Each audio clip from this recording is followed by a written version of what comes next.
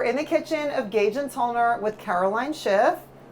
This is her gorgeous book, The Sweet Side of Sourdough, which is very exciting. Okay, so Caroline, before we show this phenomenal preparation over here, which you guys are going to flip out about, it's like super pro, and that's like makes my heart a flutter. To your heart. Makes my heart a flutter. What are we making?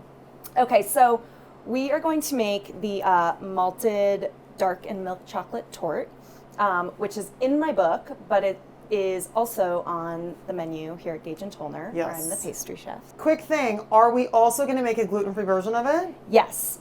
The beauty of this dessert is that the swaps are really easy. Great. So why don't we start with what you normally do, and then we'll talk about the swaps after, yeah? Sounds great. Okay, great. So I'm just going to follow you. So are we going over here? We're going over here. Can we just show this gorgeous preparation right here? We love a mise en place. We love a mise en place. We love a mise en place. Everything in its place. Okay, so I'm going to start with the sourdough version of the crust. We have some melted butter, and to that I'm going to add my sourdough starter. So for anybody who's not familiar, like sourdough is like it's like a pet. like a chia pet, you mean? Like it kind of grows on its own? Well, but like you have to feed it every day, and if you don't, like it'll die. How do you feed a sourdough? So you're basically feeding it. So it's a fermentation, like other fermented food. It's got a whole living microbiome, so you have to feed it to keep it healthy. So you feed it flour and water every day. Oh, wow. And it bubbles and ferments. Do you have a bunch of sourdough starter that you feed every day? Yeah. Do you keep it in the restaurant? Yeah, so we have a big thing of it downstairs right now. The whole pastry department, we all feed her. And so like you're supposed to name your sourdough starter, and can you share her name? Yeah, so I don't know how much you know about like the history of Gage and Tollner. Probably a lot, Sophie told you, and so Edna Lewis was the chef here. Yes. So our sourdough starter is named after Edna. Oh, that's wonderful. But, we were supposed to open, as you know, like before pandemic. Yes. And then COVID hit, and my first thought was like, I can't like let her die. Oh, so I my brought gosh. her home with me. So I'm feeding her at home, and then I just like kind of like overdosed on bread. It was like too much. So that's where the book came from. Oh, how where I was great. basically like, cool. okay, like I'm feeding this thing every day. I have all this sourdough starter. What else can I make with it? This is my pandemic Silver baby. lining. You got to find the silver linings, and this is a gorgeous silver lining. Yeah, it is. It really is. It's a beautiful book. I love it. So It's beautiful. anyway, my pandemic baby. So I'm going to show you, this is the crust from the book, and then I'll show you the one that we actually do here at Gage and Tollner, which is actually even easier. But so this is just all-purpose flour, some cocoa powder, a bit of sugar, kosher salt, just like your mix of dry ingredients. So right in the bowl. And this is our sourdough starter. Yeah. So if you smell it, it's got like a funky kind of. I love that smell though. Yeah. And I just have some melted butter. Melted butter. I love melted butter. For me, ingredients like butter, as long as it's well made, and it's real butter, and it doesn't have all of the other chemicals and things that are modified, I don't think there's anything wrong with some beautiful butter that's made the right way. Absolutely nothing wrong with it. And the better your ingredients are, the more simple you can be, right? Yeah, totally. So dry ingredients, I just kind of want to break up any little lumps. And the sourdough with the melted butter kind of is going to act as like a binder for this crust. So it goes right in. Okay, so we're just mixing in the butter and the sourdough starter. You would just call this the starter, right? Yeah, and for sourdough people out there, the cool thing about this recipe is you can use the discard. So when you feed your sourdough starter, you always have like a portion of it that's the discard that you throw away or, get rid of in whatever way. If you didn't, you would just it would quickly multiply, and you would have like insane amounts of sourdough, and you would just have like buckets of it everywhere. It's like getting water on a gremlin. But totally. So I started to work with all these recipes that could use the discard as well. So this is one of them. Oh, how great. So again, with my hands, I just Great. want to create almost like you're doing like a streusel, and just make like a nice Oh, that's beautiful. crumbly mixture. And that is Ooh. it. We all have clean hands. Yes. It's so like fluffy too. Yeah. And you don't want to overwork it, because if you overwork it and like mush it together like a Right. cookie dough or something, when you put it into the pan and bake it off, it's just going to be too it's going to be like too hard. Right. It's going to be really hard to like get Totally. your fork through. So you really want to keep it just like light and loose. That's perfect. So this is one version.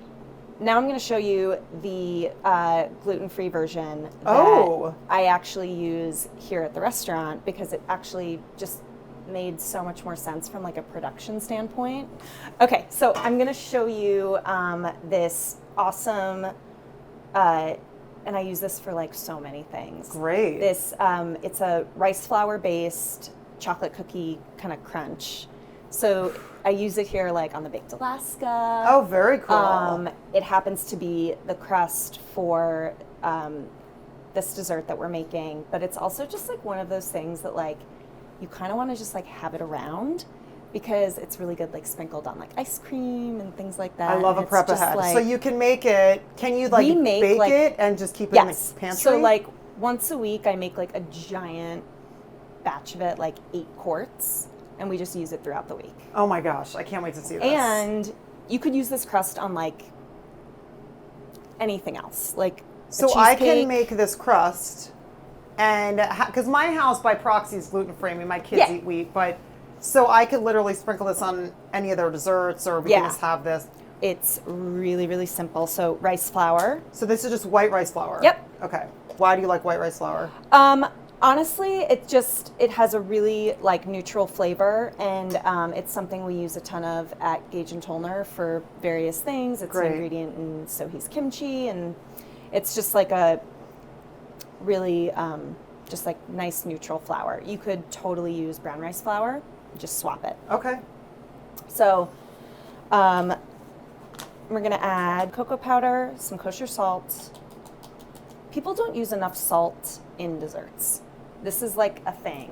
That I love salt in a dessert. regular granulated sugar. Great. You could use cane sugar if you wanted. Okay, so we add butter to this. So this, we're not going to use melted butter.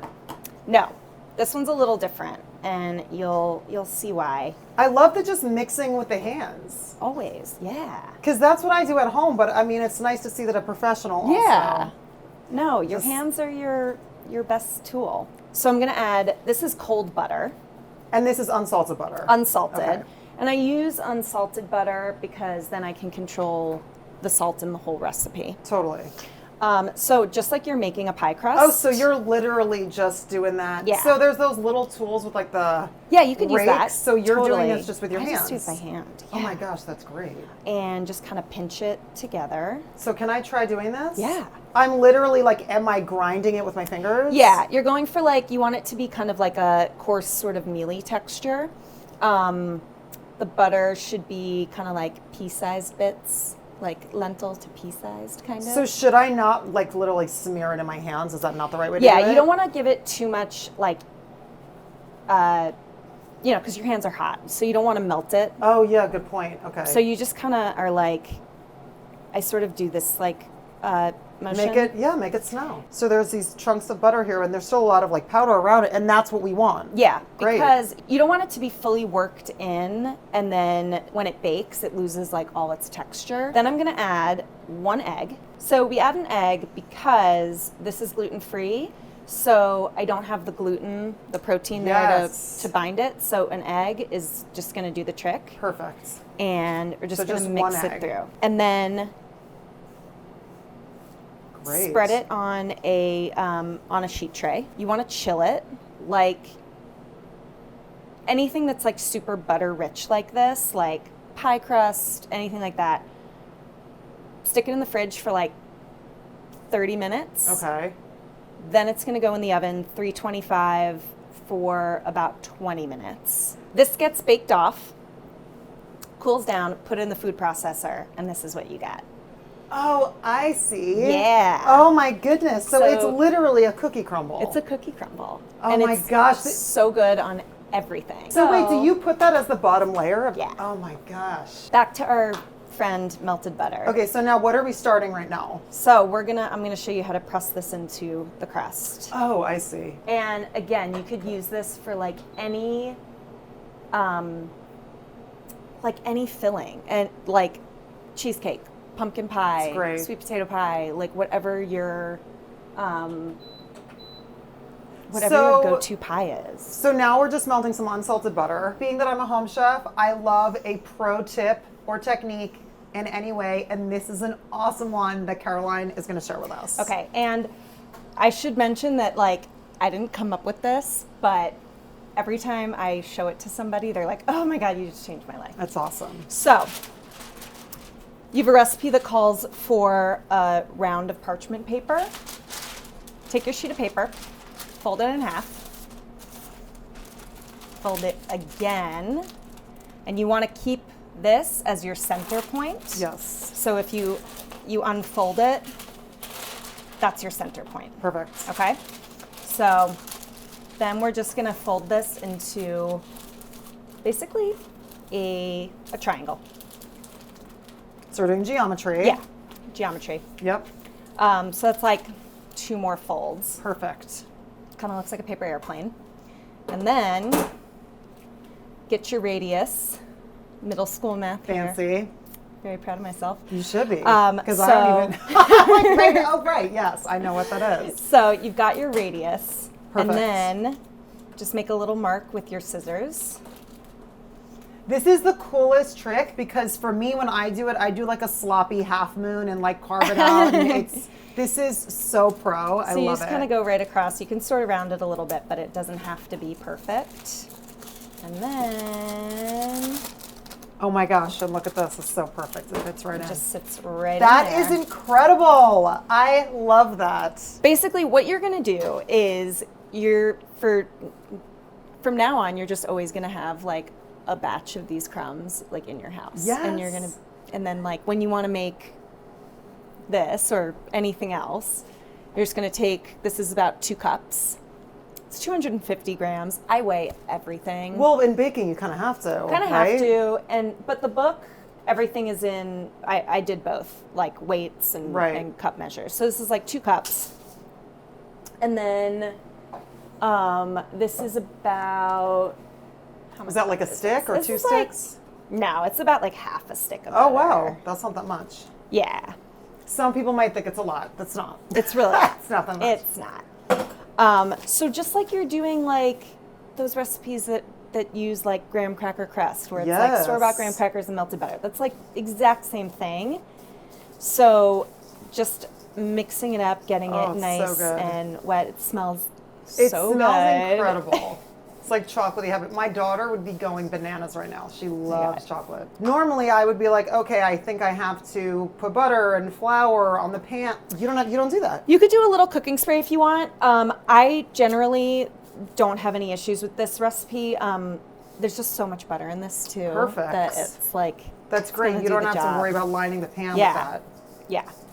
Yeah. But yeah, a little cooking spray is totally fine. Great. Or a little bit of melted butter. Easy. And then I just am gonna do a single layer. This is it's like so fluffy. It's like a chocolate cloud. Yeah, and you actually don't want to pack it in too much. I want it to be delicate, especially like when I'm developing a dessert for Gage and Tollner, and I'm thinking about people